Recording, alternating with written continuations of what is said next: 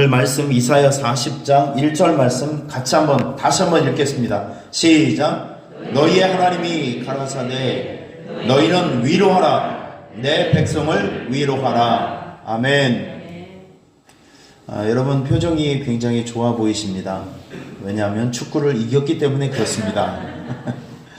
저는 끝까지 다 새벽기도 때문에 못 봤고요. 아침에 일어나서 문자가 여러 가지가 와 있더라고요.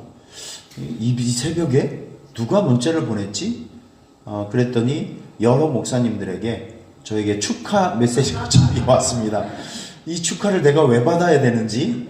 어쨌든 대한민국이 그 여러 가지 악조건 속에서 이 포르투갈 이 나라는 세계 12등인가 하는 굉장히 엄청나게 실력이 좋은 국가임에도 불구하고 전반전에 뛸 때 우리 선수들의 눈빛을 보니까 진짜 뭐랄까 좀 애처롭다. 우리 새끼가 밖에 나가서 운동을 하면 뭐라도 좀 해보려고 막 뛰어가는 그런 그 안타까움이 막 느껴져서 우리 선수들 몸동작 하나하나가 너무 간절하지 않습니까? 그래서 저절로 응원이 되기도 하고 기도가 되기도 하고 그래서 참 가슴 좀 시간을 잠깐 보고 잠자리에 들게 되었는데, 그래도 그 치열한 경쟁에서 이기게 해주신 하나님께 감사합니다. 아멘. 할렐루야. 아멘. 그런 걸 보면서 여러분의 신앙생활도 어떤 어려움이 있어도 이 선한 경쟁에서 우리 선수들이 보여줬던 그 간절한 마음으로 신앙생활로 여러분의 신앙생활을 또 천국 가는 이 길에서 꼭 승리하시기를 주님의 이름으로 축원합니다. 아멘. 승리를 해야 돼요. 오늘은 우리 송영일 강두사님 결혼하는 장가가는 날입니다. 11시에 여기서 출발을 할 거니까 여러분 오셔서 많이 좀 축복해 주시고, 저는 하나님께 기도하기를 늘 만남의 축복을 위해서 기도하고 있습니다. 여러분도 목사를 잘 만나야 되지만 목사도 성도를 잘 만나야 돼요. 이건 틀림없는 사실입니다. 남편은 누구를 잘 만나야 될까요? 옆편을 잘 만나야 되고, 옆편은 누구를? 남편을 잘 만나야 됩니다. 근데 이게 내 마음대로 못하는 거예요.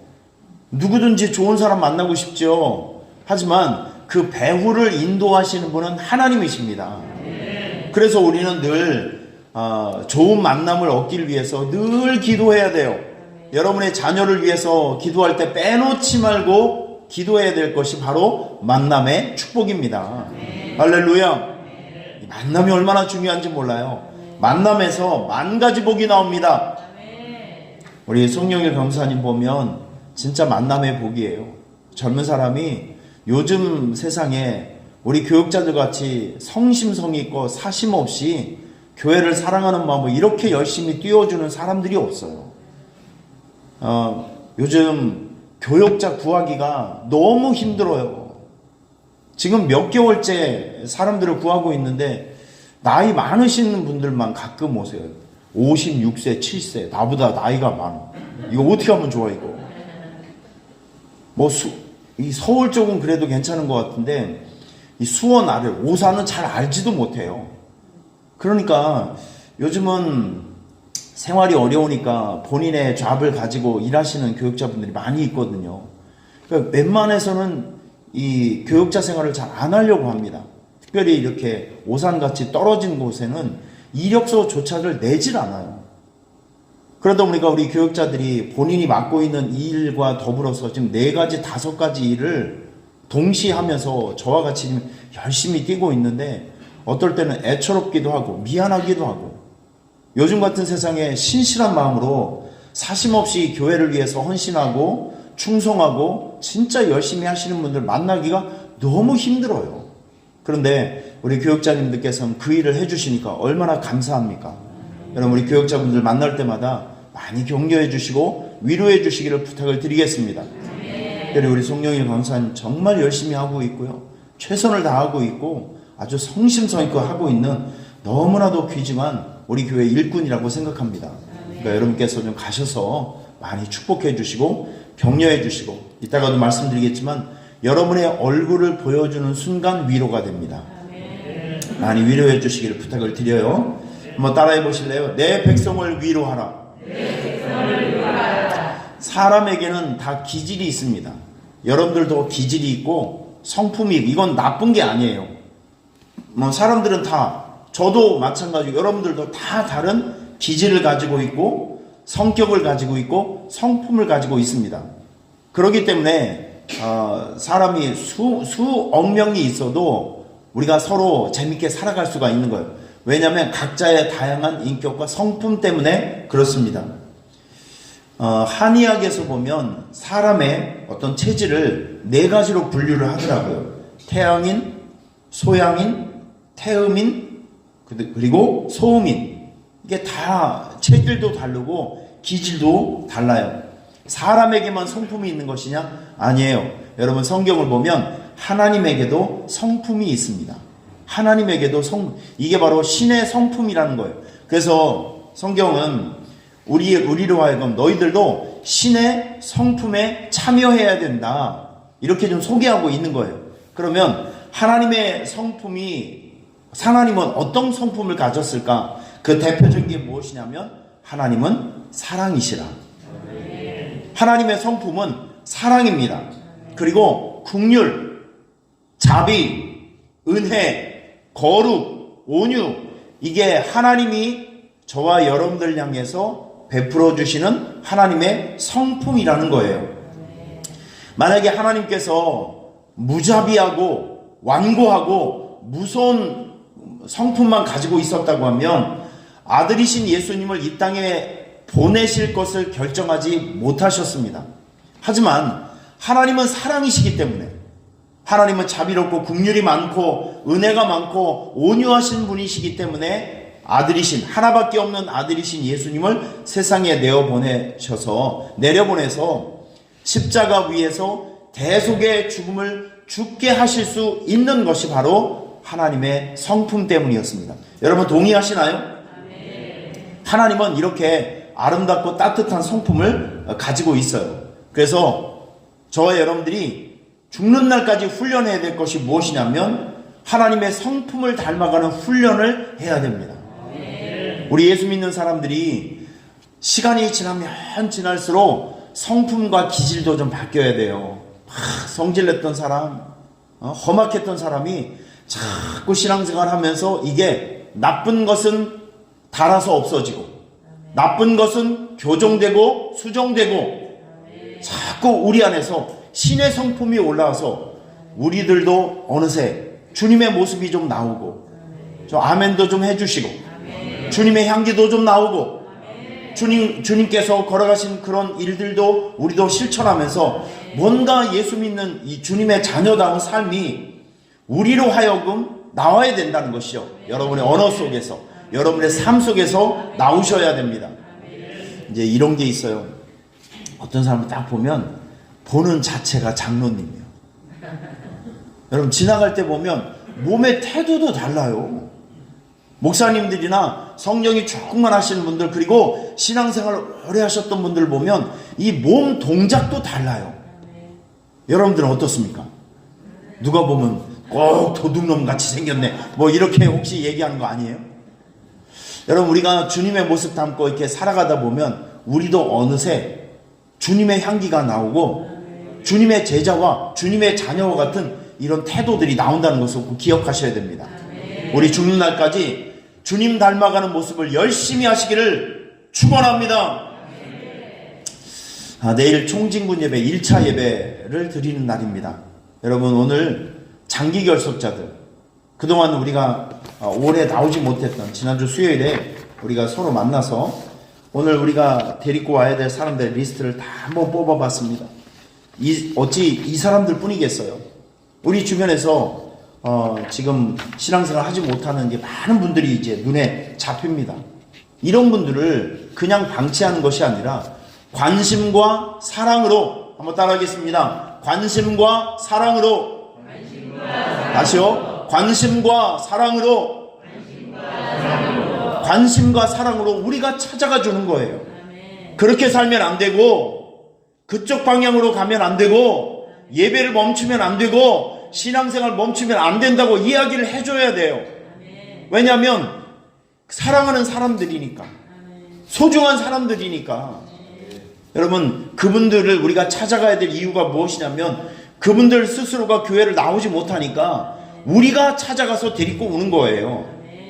여러분, 우리 오늘 여러분께서 주변에 있는 신앙생활 잘하고 있다가 하지 못 여러 가지 이유로 중단되었던 분들 꼭 두드리시고 초청하시고 그리고 전화하시고 신방하셔서 함께 교회로 모시고 오시기를 간절히 부탁을 드리겠습니다. 그거 해보자는 거예요. 그거 해보자는 거. 그런데 내일은 특별히 우리 김진현 선교사님이 오시게 됩니다. 아프리카 우간다. 제가 오늘 설교를 이렇게 어제 준비를 하면서 무엇이 느껴지냐면 선교사님들은요, 말 못할 사연이 많습니다. 가슴 아픈 사연. 선교사님들은 다 그래요. 가정적으로 봐도 그렇고 사역적으로 봐도 그래요. 이게 왜냐하면 외국에 나가서 살게 되잖아요. 그러면 이런저런 이유 때문에 불이익을 당하는 경우가 굉장히 많습니다. 이로 말할 수가 없어요. 어느 나라든지 자국민 보호법이라는 것이 있어요. 대한민국에 살고 있으면 일단 대한민국 정부는 법은 한국 사람을 보호하게끔 되어 있어요. 외국 사람에게 선처하는 것이 아니라 외국 사람과 무슨 트러블이 생기게 되면 자국민 보호 원칙, 내 나라 국민을 먼저 보호해 주는 것이 법의 원칙입니다. 그게 이제 정서고요. 근데 우리가 외국 사람의 신분으로 거기 가서 삶을 살 때 여러 가지 이유로 스트레스를 받고 상처를 받고 내상을 받습니다. 사실은 겉은 멀쩡하지만 선교사님들이 오시는 걸 보면 그 안에 피가 철철 흐르고 있어요. 저는 그게 눈에 보여요. 우리 선교사님 참 가슴 아픈 사연이 많습니다. 2013년도에 슬기자매 순교도 있었고요.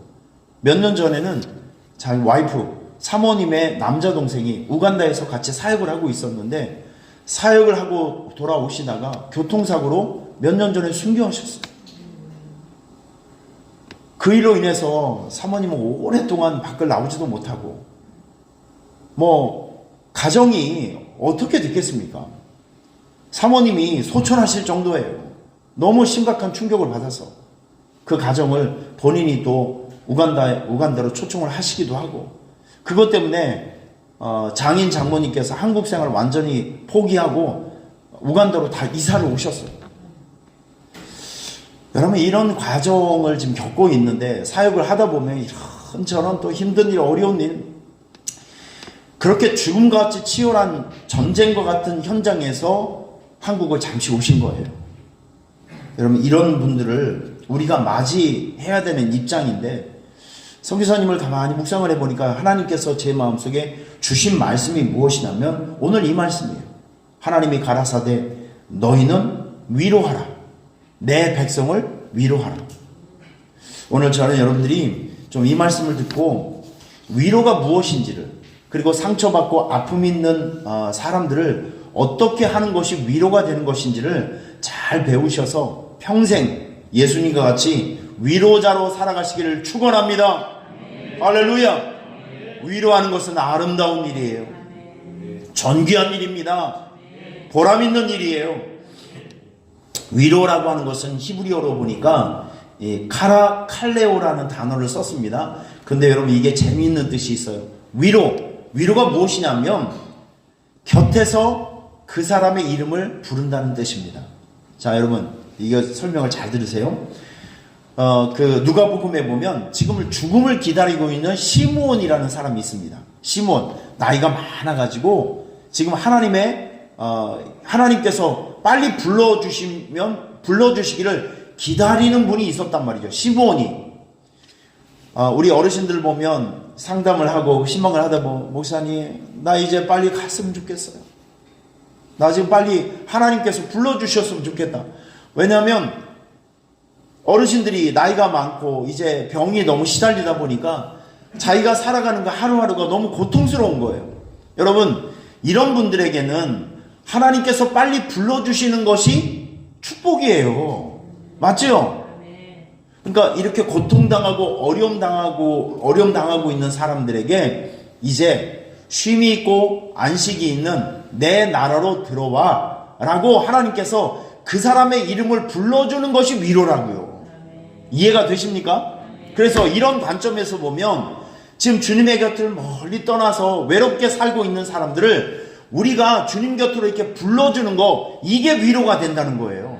이게 지금 총진군 예배의 중심에는요, 위로 사역이 있다는 것을 기억하셔야 됩니다. 하나님에게는 뭐가 있죠? 충전이 있습니다. 하나님께로 오면 충전받을 수 있어요. 하나님께로 오면 위로받을 수 있어요. 하나님께로 오면 치유받을 수 있어요. 하나님께로 오면 배부름을 얻을 수 있어요. 여러분, 이런 현장으로 우리가 사람들을 부르는 것, 전도축제를 통해서, 총진군 예배를 통해서 그렇게 상처받고 어려움 당하고 있는 사람들의 이름을 불러서 참석하게 하는 것, 여러분, 이것이 바로 위로입니다. 여러분, 위로하시길 바랍니다. 누군가 길을 잃어버리고 있는 사람들이 있으면, 그리고 영적으로 방황하는 사람들이 있으면 불러주세요. 하나님의 곁으로 불러주시길 바랍니다. 이제 그만 그렇게 살고 이제는 예수님의 품에 안겨서 신앙생활하며 살라고 초청해 주시길 바랍니다. 이게 위로라는 거예요. 그리고 위로가 무엇이냐면 구체적인 위로입니다. 위로는 상대방의 필요를 채워주는 것이 위로입니다. 한번 따라하겠습니다. 상대방의 필요를 채워주는 것, 이게 위로입니다. 이게 구체적인 삶의 위로가 된다는 것이죠. 사도 바울이 빌립보서를 쓸 때 빌립보 성도들을 축복하고 칭찬해주는 한 구절이 나옵니다. 데살로니가에 있을 때, 데살로니가는 그 빌립보 성의 옆에 동네예요. 사도 바울이 데살로니가 지역에서 열심히 교회 개척을 하고 아주 그냥 열심히 선교적인 사역을 하고 있을 때, 데살로니가에 있을 때 너희가 한 번뿐 아니라 두 번이나 나의 쓸 것을 보내었다. 지금 이렇게 얘기하고 있습니다. 그러니까 이 사도 바울이 어떤 그 감정이었었냐면, 데살로니가에서 여러 가지로 힘들고 어려운 일이 있을 때 빌립보 교회 성도들이 사도 바울이 필요한 모든 것들을 생각을 해서 옷, 음식, 선교 헌금, 뭐 사람, 물자 필요한 것들을, 지금으로 얘기하면 우리 바울 목사님이 전도를 다니시는데 차가 없어요. 그러니까 빌립보 성도들이 헌금을 해서 차량도 준비하고 옷도 준비하고 선교 헌금도 준비를 해서 필요한 모든 것들을 다 채워줬어요. 그것도 한 번이 아니라 두 번씩이나. 지금 이걸 얘기하고 있는 거예요. 여러분, 누군가에게 위로가 되기 위해서는요, 말로만 하면 위로가 되지 않습니다. 그건 반쪽짜리예요. 진짜 위로가 되기 위해서는요, 그 사람의 필요가 들어가야 그게 진짜 위로가 되는 거예요. 얼마 전에, 지난주에 제가 필리핀 선교 보고를 해드렸죠. 그 빵앗란 교회, 거기는 9년 동안 예배당이 없었어요. 그분들의 위로가 무엇이냐면 교회 예배당이 생긴 게 위로예요. 그분들에게 있어서 가장 필요한 것은 지금 교회 예배당이 없기 때문에 한국에서 하나님께서 좋은 선교사님들 붙여주시고 후원자를 붙여주셔서 이제 그분들이 비를 맞지 않고 예배 드릴 수 있고, 그리고 깨끗한 환경에서 예배 드릴 수 있는 예배당이 생기고 교회가 생겼다는 것이, 여러분, 이것이 바로 하나님의 위로가 되는 것입니다. 할렐루야. 여러분, 우리 주변에 가난한 사람들, 또 공부한 사람들, 또 그리고 어렵게 살아가는 사람들이 있으면 진짜 그 사람들에게 위로가 되기 위해서는요, 그 사람들에게 필요한 것들이 채워져야 진정한 위로가 되는 것을 기억하시길 바랍니다.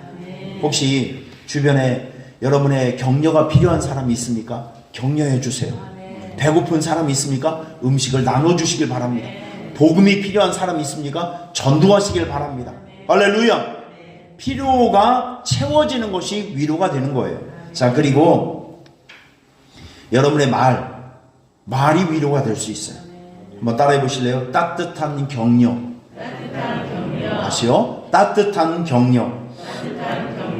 잠언서에 보면 죽고 사는 것이 혀의 힘에 달려있다.